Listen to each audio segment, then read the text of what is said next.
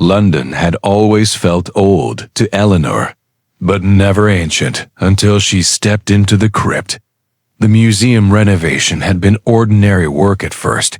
Remove the Victorian tiles, reinforce the limestone arches, catalog artifacts.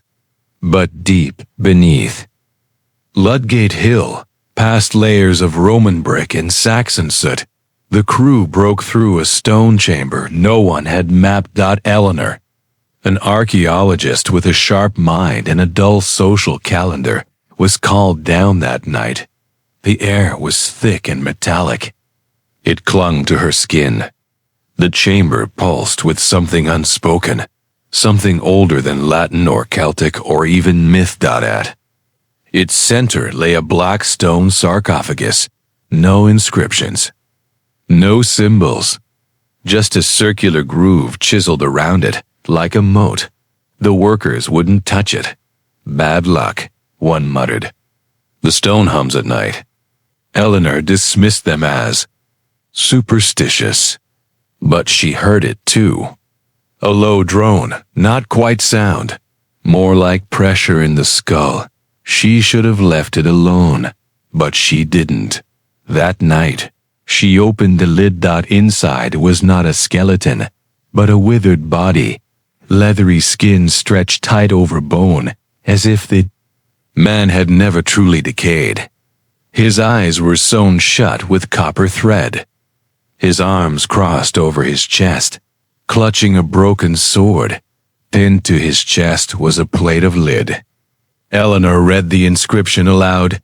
Here lies Brutus, son of Troy, king of the Isles.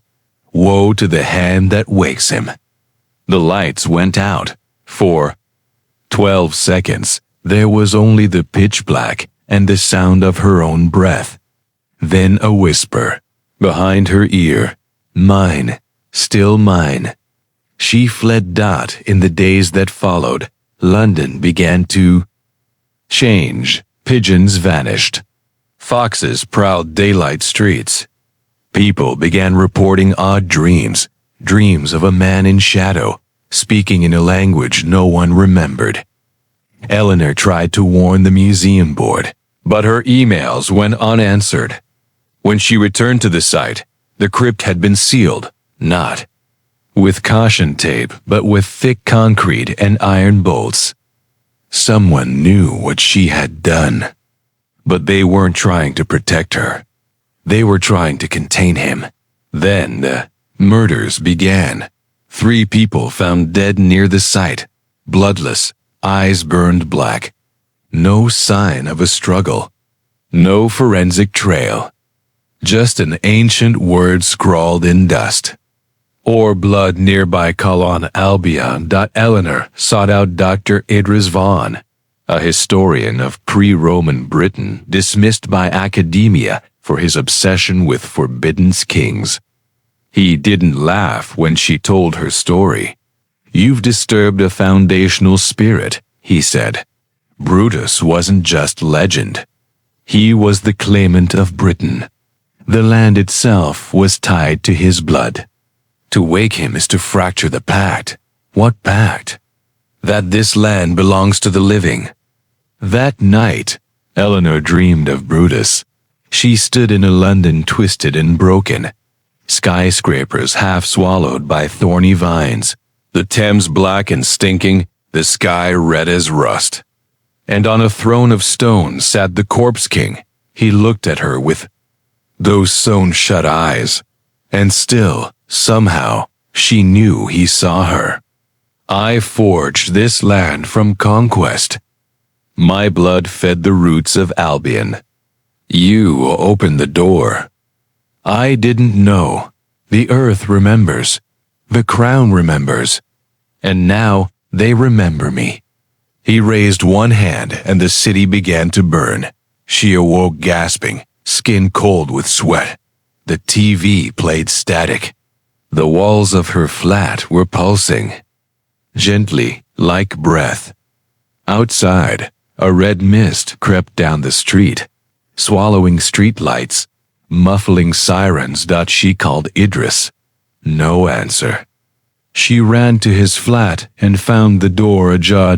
Inside, the historian's books were strewn about, all open, to maps of ancient Britain. Idris sat in his chair, eyes burned black. A smile etched unnaturally wide across his face, etched into the wall above him, as if by a blade. Kingdom restored. Eleanor fled through a city coming undone. Ghosts in iron helms marched in silence. Across bridges, streets bent at impossible angles. Churches wept blood. And at the heart of it all, rising from the Thames like a resurrected cathedral, was a throne of broken buildings and rusted rebar.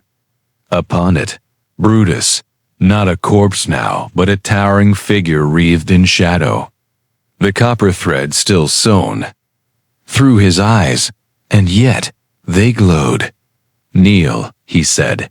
She did, and as her knees hit stone, her mouth opened, not by will, but by force, and she spoke words in a tongue not heard for 3,000 years. A pledge. A coronation. A curse. The next morning, London was fine. The skies were clear. The river flowed. The headlines mentioned a gas leak. The official story. But deep beneath Ludgate Hill, something stirs. The crypt hums. And Eleanor, now curator of ancient British history at the Museum of Albion, greets tourists with a smile too wide and eyes just a bit too dark. She often tells the tale of Britain's first king, Brutus of Troy. And warns with a chuckle, never disturb what the land remembers. But if you listen closely, just beneath her voice, you can still hear it. Still mine.